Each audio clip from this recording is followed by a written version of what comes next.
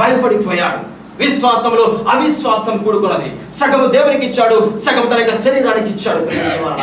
మీరు గమనించండి, ఆది కాండం నుంచి మనం చదివితే 12వ అధ్యాయం నుంచి మనం గమనించినట్లయితే 15వ అధ్యాయంలో దేవుడు మాట్లాడాడు. 17వ అధ్యాయానికి వచ్చినప్పుడు ఆయన అనేకమైనటువంటి పొరపాట్లు చేశాడండి. దేవునికి స్తోత్రములు. అనేకమైనటువంటి పొరపాట్లు చేశాడు. చెప్పినప్పుడు బాగా విన్నాడు, ఊకొట్టాడు. ఊకొట్టిన తర్వాత ఆయనకు అవిధేయుడిగా జీవించాడు అబ్రహాము. అవిధేయుడిగా జీవించినప్పటికీ దేవుడు తర్వాత 17వ అధ్యాయంలో పిలుచుకున్నాడు. 17వ అధ్యాయంలో మళ్ళీ ఆయన మాట్లాడినప్పుడు ఒక మాట అన్నాడు. అప్పుడు అబ్రహాము యొక్క వయసు 99 సంవత్సరములు. 99 సంవత్సరములు పైన ఒక మాట చదివినట్లయితే ఏ సమయంలో దేవుడు తిరిగి మాట్లాడాడంటే 13 సంవత్సరాలకు అతని యొక్క అవిశ్వాసము చూసి, అతని యొక్క అవిధేయతను చూసినటువంటి దేవుడు 13 సంవత్సరములు అబ్రహాముతో దేవుడు మాట్లాడలేదు. ఆది కాండము 16వ అధ్యాయము ఆఖరి వచనమును గమనించినట్లయితే అక్కడ ఒక మాట రాయబడిన చదువుకుందాం ప్రేమించే వాళ్ళారా. 16వ అధ్యాయము ఆఖరి వచనంలో మనం చదువుకున్నట్లయితే అక్కడ ఒక మాట రాయబడినది. 6వ అధ్యాయము 16వ వచనం. ఆగరు అబ్రహామునకు ఇస్మాయేలును కనినప్పుడు అబ్రాము 86 ఏండ్ల వాడు. ఎన్ని సంవత్సరాలండి? 86 సంవత్సరములండి. ఎవరిని కన్నప్పుడు? ఇస్మాయిల్ కన్నప్పుడు. దేవుని యొక్క ఉద్దేశము ఇస్మాయిల్ కనడమా? కాదండి. దేవునికి వ్యతిరేకంగా జీవించాడండి. ఈ లోక సంబంధమైన జీవితంలో జీవించి ఏం చేస్తున్నాడంట చెప్పినప్పుడు తల ఊపుతూనే ఉన్నాడు. ఏమని? నేను చేస్తానండి మీరు చెప్పింది. కానీ తిరిగి ఏం చేస్తున్నాడంటే ఆయన యొక్క మాట వినలేదు. అందుకనే 13 సంవత్సరములు దేవుడు అబ్రాహాముతో మాట్లాడలేదండి. దేవునికి స్తోత్రములు.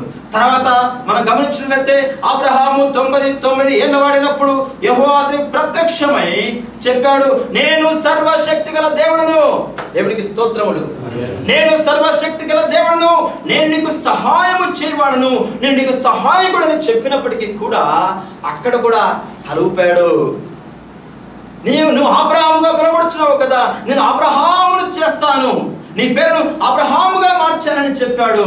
అప్పుడు కూడా సరే ప్రభువా అన్నాడండి. ప్రేమించి వాళ్ళారా, సరే ప్రభువా, సరే సరే సరే అని చెబుతూ నీ యొక్క జనాంగమును ఇస్రాయేలును విస్తారపరుస్తా అన్నాడు దేవుడు. నా ప్రియ సహోదరుడా, కానీ అబ్రహాము తలూపుతూనే ఉంటాడు. కానీ అదే విధంగా అబ్రహాము చేసిన పని ఏమిటంటే ఆ రోజు ఆ యొక్క సొదొమ గొమొర్రా పట్టణాన్ని, లోతుగా ఉన్న స్థలాన్ని కూడా దేవుడు పాడు చేయి వెళ్ళినప్పుడు ఆ ఇప్పుడున్న దూతలను చూసి పరిగెత్తుకొని వెళ్ళి, దేవునికి స్తోత్రములు, మనం కూడా దేవుని దాసులను చూసినప్పుడు బాగా ఆసక్తి ఏం చేస్తామంట? పరిగెడతాం. అయ్యా వందనాలండి, అయ్యా వందనాలు. మంచిదే, వందనాలు చెప్పడంలో తప్పులేదు. దేవునికి స్తోత్రములు. దైవ సేవకులను గౌరవించడంలో తప్పులేదు, గౌరవించాలి. వారి చేతిలో వారు ఏమి చెప్పినా జరుగుతుందని మనకు విశ్వాసము ఉండాలండి. దేవునికి స్తోత్రములు. అయితే ఇక్కడ అబ్రహాములో నుంచి అబ్రహాముగా మార్చబడినప్పుడు 17వ అధ్యాయంలో ఆయన మాట్లాడినప్పుడు ఆయన ఒక మాట చెప్తాడు. ఏమంటాడంటే, నేను సంతానము ఇస్తాను. నేను 15 వచనం చదువుకుందాం. 17వ అధ్యాయం 15 వచనం. మరియు దేవుడు నీ భార్య అయిన శారాయు పేరు శారాయు అనవద్దు, ఏలైనగా ఆమె పేరు శారా. నేను ఆమెను ఆశీర్వదించి ఆమె వలన నీకు కుమారుని కలగజేసేదను. నేను ఆమెను ఆశీర్వదించదను. దేవునికి స్తోత్రములు. నేను ఆమెను ఆశీర్వదిస్తాను, నేను నిన్ను ఆశీర్వదిస్తాను, నీకు సంతానాన్ని అభివృద్ధి పరుస్తాను. ఆమె జనములకు తల్లి అయి యుండును. ఆమె జనములకు తల్లి అయి యుండును. జనములకు రాజులను ఆమె వలన కలుగుదురని అబ్రహాముతో చెప్పారు. దేవునికి స్తోత్రములు. ఎంత గొప్ప మాట చెప్పాడండి. ఎంత గొప్ప దేవుడండి మన దేవుడు. ఆయన సహాయకుడు. ఆయన ఏందో నిరీక్షణ ఉంచినట్లయితే, ఆయన ఏందో పూర్ణ విశ్వాసం ఉంచినట్లయితే మనం ఏమాత్రము భయపడము. ఎందుకంటే మనం చూసాం మొదటి మాటలో, ఆయన నాకు సహాయకుడు, నేను ఎవరికి భయపడను. దేవునికి స్తోత్రం. అయితే అబ్రహాము చెప్పినప్పుడు ఎంత పని చేశాడంటే వెంటనే వెళ్ళి, అబ్బా దేవా ఎంత గొప్ప మాటలు చెప్పావు తండ్రి అని చెప్పి సాగిల పడ్డాడండి. దేవునికి స్తోత్రం. దేవునికి స్తోత్రం. హల్లెలూయా. సాగిల పడ్డాడండి. కానీ సాగిల పడ్డ తర్వాత అబ్రహాము ఏమి చేశాడో ప్రేమింటి వాళ్ళారా మనం ఒకసారి మనం గమనించినట్లయితే కింద మాట చదువుకుందాం.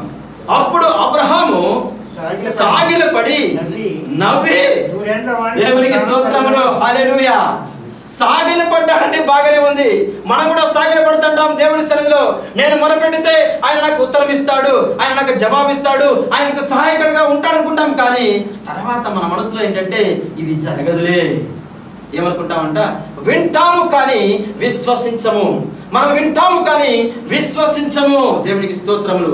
అబ్రాహాము విన్నాడు కానీ, అబ్రహాముగా మార్చబడ్డాడు కానీ, ఆయన చేసిన పొరపాటు ఏమిటంటే సాగిలపడ్డాడు కానీ విధేయతలో లోపమున్నది, విశ్వాసంలో లోపమున్నది. ఏమన్నాడంట? నవ్వుకున్నాడు. ఏమని? నాకు 100 సంవత్సరాలుగా వస్తుందిలే, ఇంకేం పుడతాడు, ఎప్పుడేం పుడతారు సంతానాన్ని. ఎందుకంటే 75 సంవత్సరాల నుంచి 12వ అధ్యాయం నుంచి ఆయన మాట్లాడుతూనే ఉన్నాడు, నేను వింటానే ఉన్నాను. కానీ ఆయన మాట్లాడుతున్నాడు, మనం వింటానే ఉన్నాడు. కానీ సరైన విశ్వాసము అబ్రహాములో లేదండి. దేవునికి స్తోత్రం. దేవుని యొక్క మాటలకు విధేయత చూపలేదు, నవ్వుకున్నాడండి. ఏం చేశాడట? నవ్వుకున్నాడు. ఏమని? నాకు కలుగునా. అప్పుడు అబ్రహాము సాగిలపడి, ప్రేమించి వాళ్ళరా సాగిలపడ్డాడు. కానీ దేవుడికి తెలియదా ఏ విధంగా సాగిలపడ్డాడు? దేవుడికి తెలియదా నువ్వు ఏ విధంగా దేవుని సన్నిధిలో నువ్వు సాగిలపడుచున్నావు? దేవుడికి తెలియదా నీ పూర్ణ ఆత్మతోను, నీ పూర్ణ యొక్క ఆత్మతోను నువ్వు పూర్ణ విజేత కలిగి నీవు దేవుని నువ్వు అడుగుచున్నావా? ఆయన విశ్వాసం నుంచి నువ్వు అడుగుచున్నావా? లేక నీ మనసులో నవ్వుకుంటున్నావా? ఈయన ఏమి దేవుడులే, అందరూ వెళ్ళారు కదా, అందరూ వింటున్నారు కదా, అందరూ సాగిలపడుతున్నారు కదా, నేను కూడా సాగిలపడదామని నువ్వు అనుకుంటున్నావా? ప్రేమేంటి నా సహోదరుడా, సహోదరి, ఎందుకు ఈ మాటలు నీకు చెప్పుచున్నానంటే, ఆనాడు అబ్రహాము నాకు సంతానము కలుగునా అంటే ఉద్దేశం ఏంటండి? కలగదు, నాకు సంతానము కలగదు. అవును ప్రభువా, నాకు సంతానం కలుగుతుంది ప్రభువా, ఎందుకంటే నీవు సర్వశక్తిమంతుడైన దేవుడు అని చెప్పి ఆనాడు అబ్రహాము ఒక మాట మాట్లాడి ఉన్నట్లయితే మనందరికీ కూడా ఈరోజు అది ఒక బలమైనటువంటి, దృఢమైనటువంటి, ఉద్యోగమైనటువంటి మాట ఆయన ప్రేమించుకున్నాడు. అయితే ఆయన చేసిన పొరపాటు ఏమిటంటే సాగిలపడ్డాడు, ఇంటికి పిలుచుకున్నాడు. చాలా మంది మనకు తెలుసు కదా, దైవ సేవకులకు కూడానికి ఈరోజు మా ఇంటికి రండి, మా ఇంట్లో ఆరాధన, మా ఇంట్లో ప్రార్థన, లేదా మా బాబు పుట్టాడు, లేకపోతే మా ఇంట్లో కుటుంబ కూడిక, అనేకమైన కార్యాలు మనం చేస్తూ ఉంటాం. కానీ పిలిచినప్పుడు పాస్టర్ గారు కదా ఏదో పిలిచా అనుకుంటాము. కానీ ఆయన చెప్పిన మాటలు ఏందో ఏమొచ్చాము? వచ్చాడు, వెళ్తున్నాడు. ఆయన పిలిచాము, వచ్చారు, వెళ్తున్నాడు, అంతవరకు. ఆయన మాటలకు ఏం చెప్పము? విధేయత చూపము. ఎందుకంటే క్రైస్తవులమని కనబడుట కొరకు ఏం చేస్తాము? దేవుని సేవ మనం కల్పించుకుంటాం. క్రైస్తవులమని కనబడుట కొరకు దేవుని సన్నిధికి వెళతాం. ఆదివారము ఆచారముగా దేవుని సన్నిధికి వెళతాం. కానీ విశ్వసించి బలము పొందాం. ఎందుకంటే నా దేవుడు మృతులను సైతము సజీవుడుగా లేపగల శక్తిమంతుడని చెప్పేసి మరి ఆయనను మన హృదయంలో చేర్చుకొని ఒక ఉద్యమము కలిగి ఆయన కొరకు మనము జీవించాం. ప్రేమించేవాళ్ళారా, ఎందుకు ఈ మాట చెప్తున్నానంటే వింటే సరిపోదు, విన్న తర్వాత ఏముంచాలి? విశ్వాసం ఉంచాలి. విడిచిపెడితే ఉపయోగపడలేదు. మనం గమనించినట్లయితే ఎందుకు ఈ మాట చెప్తున్నానంటే చాలా సార్లు ఈ సాతానుడు ఏమి చేస్తాడంటే విశ్వాసులను సైతము అవిశ్వాసులుగా మార్చడం కొరకు ఏం చేస్తాడట? ప్రయత్నము చేయును. విశ్వాసులను అవిశ్వాసులుగా మార్చడం కూడా ప్రయత్నం చేస్తాడు. కనుక మనం ఆయనను సహాయము చేయమని అడగాలి. ఇందాక మీకు చెప్పాను, ఆయన మనకు సహాయకుడు. ఏమి సహాయం మనం అడగాలి అంటే ఆయన క్రియలు జరిగించడం కొరకు ఆయనకు విశ్వాసము మనలో దయచేయమని అడగాలి. దేవునికి స్తోత్రం.